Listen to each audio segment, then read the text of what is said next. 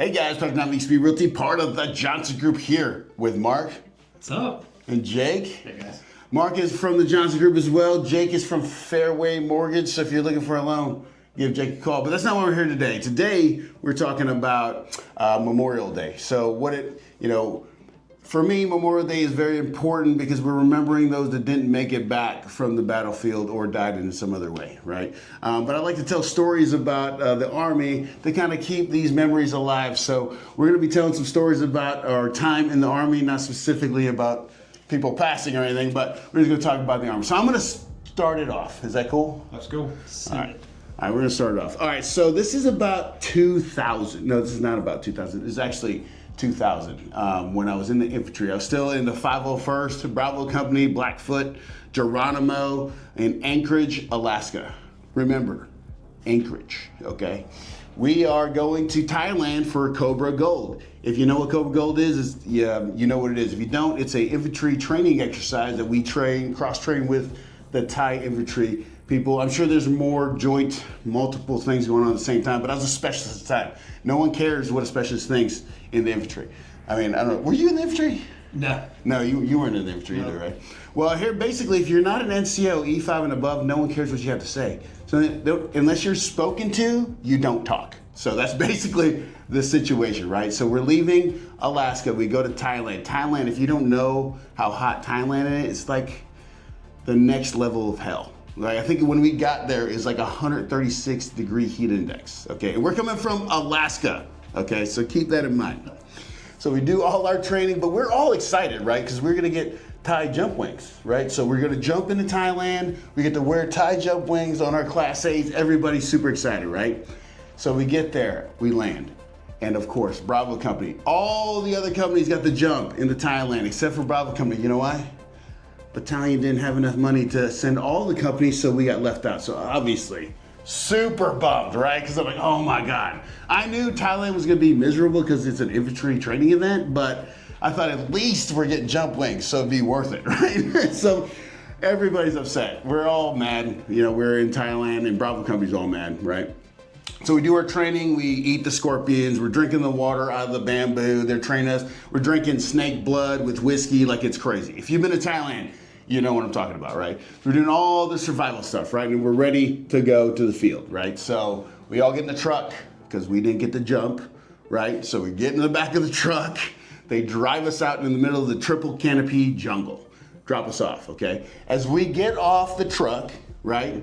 I look up in the trees and they're in every single tree, there's enormous snakes coiled up in the tree. These bright green snakes are in the trees, and I'm like, oh my God, we're gonna die in this sucker, right? So we get off, we get our team leaders, got us together, we're getting our gear ready to go to the 3-day field problem, right? So we get in a half hour later, team leaders go get called to a team lead. Once again, I'm a specialist, no one's telling me anything, right? So we're all sitting here, we're just hanging out, waiting to go. 30 minutes turned to an hour. So of course, like most infantry guys, we just start throwing rocks at each other. That's what we did. And we started pitting scorpions against scorpions. Like, we're crazy people when you're talking about infantry guys, right? So hour turns to 2 hours. 2 hours turn to 3 hours. And at this point, even as a specialist, I know something's not right. What is going on here? So then the platoon sergeant's like, all right, guys, let's go. So we gear up, put our shit on, and we're walking through the triple canopy jungle, up and down these hills, right? Day turns into night, night turns into day. I'm like, okay, we gotta be pretty close to the objective at this point, right? And I'm thinking, pretty close. 3-day field prop, we gotta be getting close. Day turns into night, night turns into day. Now, we didn't have any resupply, okay? So we had 4 quarts of water and 2 MREs going into this thing, right? So at this point, no resupply, everybody's starting to run out of water, right? And we don't know, like I said, I'm a specialist. I don't know what's going on, right? So by the time we get to day 3, the platoon sergeant stops and is like, hey, look, guys, I just want to let you know. We were dropped off in the wrong spot, okay? We just got to go up to this road. We got to go 10 clicks down this road, and then we're going to cut in, and we're going to get to our starting point now. And of course, now you don't complain when you're in the infantry. If you're not a sergeant, you don't say a word, right? So we're like, oh my God, right? Oh my God. So we get on the road. We are road marching for 10 clicks down this road in the Thai heat, right? Okay, and finally we get to our point. They're like, okay, if we shoot through the jungle this way, we'll get to our start point. They'll have water, they'll have food, and all that stuff, right? So we're starting to lose people. Like, there's people being carried. And this is 2000, right? There's no cell phones. For some reason, the radio didn't work. I didn't know what was going on. Once again, no one's telling me shit. So they're like, okay, we're gonna go straight through here. So I'm like, all right, whatever. Then we get up to this 10-foot tall elephant grass field. I'm like, oh my God. So this ranger, E6, he's like, I'll cut us through there. He's got his machete. He's like, I'm ready. So he starts cutting us through there. We're cutting through there. And as we're walking, we're all following in a straight line. Now, once again, and you're in infantry and you're in the field, it's noise and light discipline. So you're not gonna say nothing, right? You're just quiet, moving through there like killers. So we're walking through there, and all of a sudden the guy in front of me, he's like, ow, oh, what the fuck, what's going on? As we're walking through the 10-foot tall elephant grass, I didn't know this, but fire ants like to crawl up those things. So it's raining fire ants on us from this 10-foot tall elephant grass.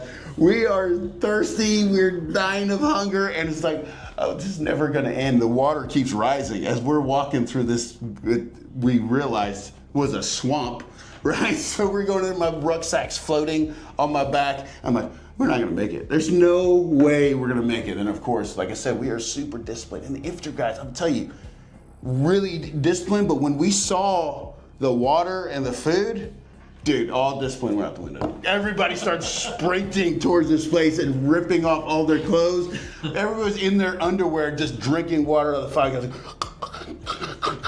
and it's like, the two starts like, all right, take a break. So we're all laying there. And then 2 hours later, he's like, all right, gear up, it's time to go on the mission. I was like, oh my God. So we still had to go attack the objective. I don't even remember what happened that night because I was so exhausted. Like, I was like, I'm up, he sees me, I'm down. I'm up, he sees me, I'm down. So, I gotta say though, the one thing I remember about it, besides it being miserable, it's in the top 3 of my most miserable field projects I've ever been on. But to be dropped in the middle of nowhere, right, in Thailand, and this platoon sergeant was so good at land navigation that he dead reckoned our way to the start point was absolutely incredible. So I'm gonna tell you, that was the worst field problem we've ever been on. If you haven't been to Cobra Gold, you know, after the field problem we had 3 days of debauchery and all the Thailand fun that you could possibly think of. I think I ate a grub worm, which was disgusting, and did all kinds of stupid stuff. So that was my story about Thailand. All right, Jake, you're next, right? Yep, I'm up next. All right, guys, I'm Jake. I'm going to share a story today with you. This one's about the time that me and my lieutenant shut down JRTC. For those of you who don't know what JRTC is, it's a training area where you go to prior to deploying, and it lets you exercise your system. So for me, I was an Apache helicopter pilot. At the time, I was fresh out of instructor pilot course, so knew just enough to get myself in trouble, but not too much trouble. On this particular mission, I was flying with a brand new lieutenant, Josh Harriman. Hopefully you're watching, Josh. Him and I were out on a mission with my standardization pilot, Pat Brayman, as well as our commander and the other aircraft. It was nighttime, and as you know, like Apache pilots, we're very competitive in everything we do, so we're trying to be lower than the other aircraft, not get shot down or anything. I look over to my left and I see the other aircraft above the trees silhouetted from the moon, and I'm like, man, those guys are gonna get shot down. And right away I get a call over our radio from the OC, which is the guy who grades what you're doing out there, and he shoots my aircraft down. And I hop on the radio, I'm trying to argue, hey, I know that was my SP and my commander over there, and they told us, hey, land in that field right there. It's nighttime when we're flying with our FLIR, but we got our goggles on our helmets as well. We end up touching down in the field, and with this being my first JRTC, I had no clue what to do, so I hop on the radio. I ask, hey, what are we supposed to do here? And they're like, treat it like it's real life. So we shut down the aircraft in the middle of the field. We hop out, and me and my lieutenant are on the side of the aircraft like, hey, what are we gonna do? We like, hey man, let's go full into this thing here, treat it like it's real, get something out of this. And he's like, all right. And as you know, lieutenant's gonna look up to a warrant officer and listen to him because he's brand new and young. So we're at the back tail boom of the helicopter. I'm like, hey, break out the all of our sensitive items. And I'm like, notional fire, light this notional fire. We light this fake fire. It doesn't actually happen, but all the sensitive material we have with us went up in smoke. And then we see our sister ship, my commander and my SP, land the aircraft in the field.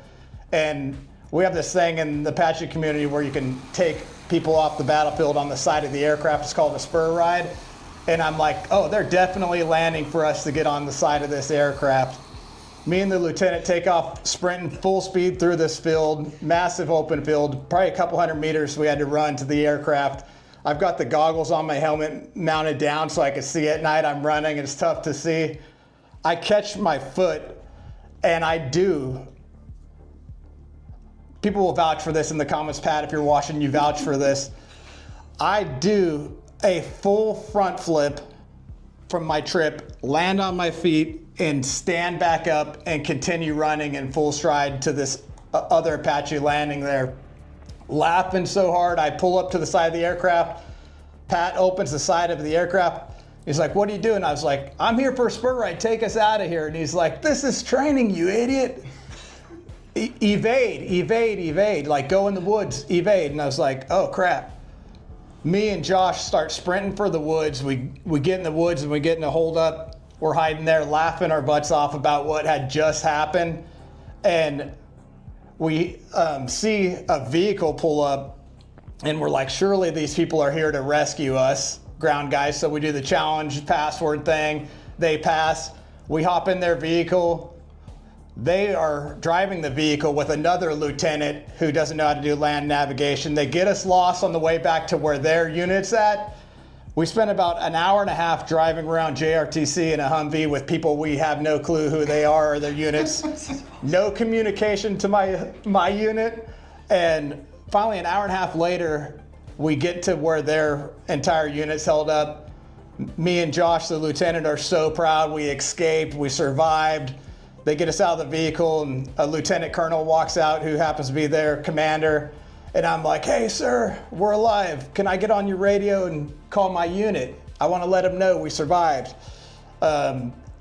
He brings me inside their talk. I get on the radio. We dial up the communications, and I call my unit. And I'm like, hey, this is Jake. Me and Josh survived. And they're like, where are you? And I was like, we're with this unit over here. And they're like, you guys are idiots. Go to the wood line, stay put. That counts as evade. This is training. They had shut down JRTC completely. People searching for us for hours. Oh my God. They bring us back to the open field, and as punishment, Josh and I got to stay the night at our aircraft out there. Oh, wow. To make things a little bit funnier, when the OC came out there to grade us, he's like, hey guys, give me all your sensitive items, you're captured. And I was like, I burnt them.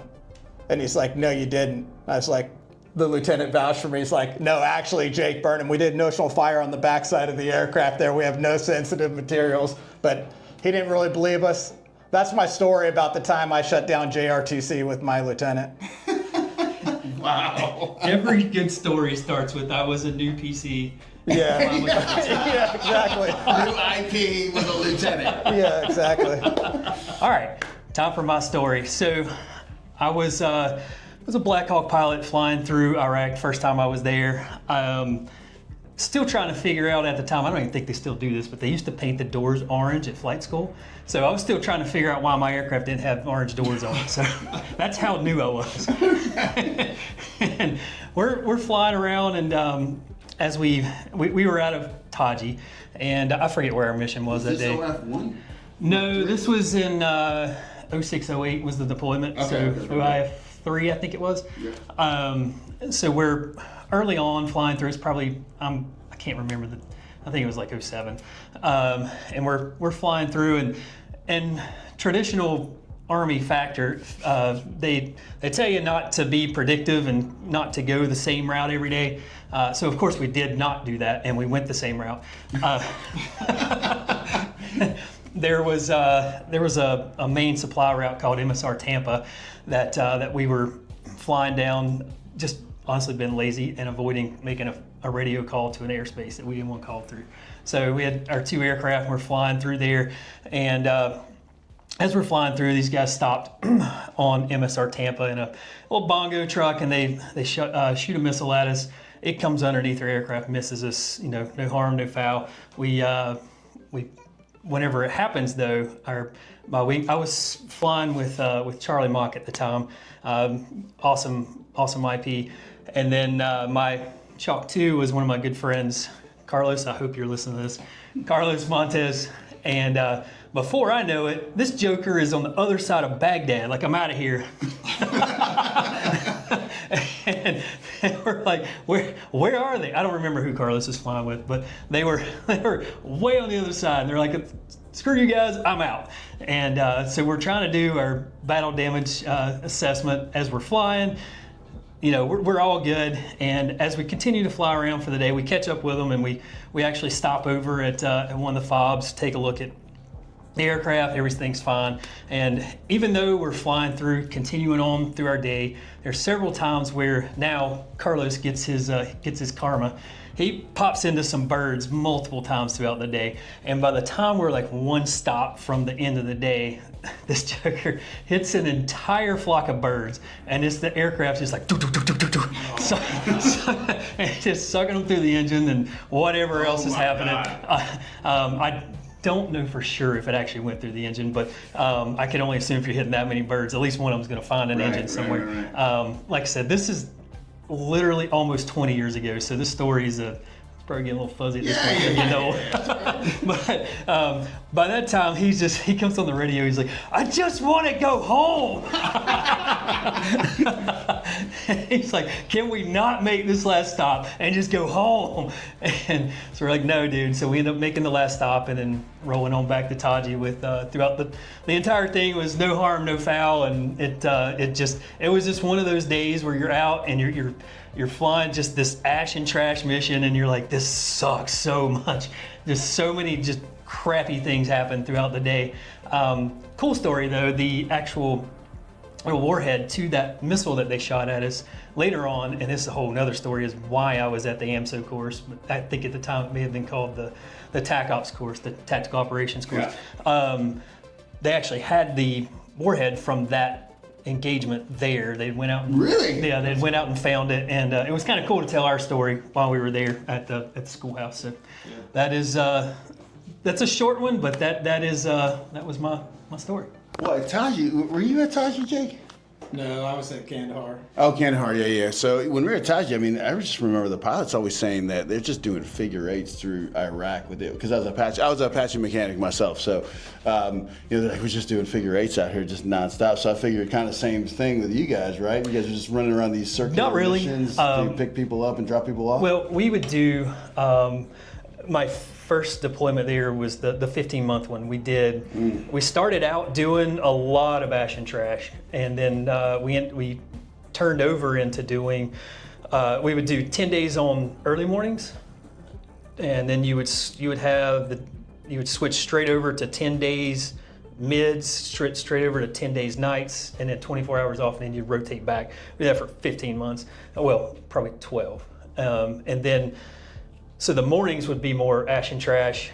The mids would be, you might do a little ash and trash, and then you may have like either a dust one or some sort of secondary mission on the backside, and then the night crew would do your air assaults. So we would do, you got a good mix of, there may be a little ash and trash on the last one, but typically it was, you were mostly either planning or flying an air assault.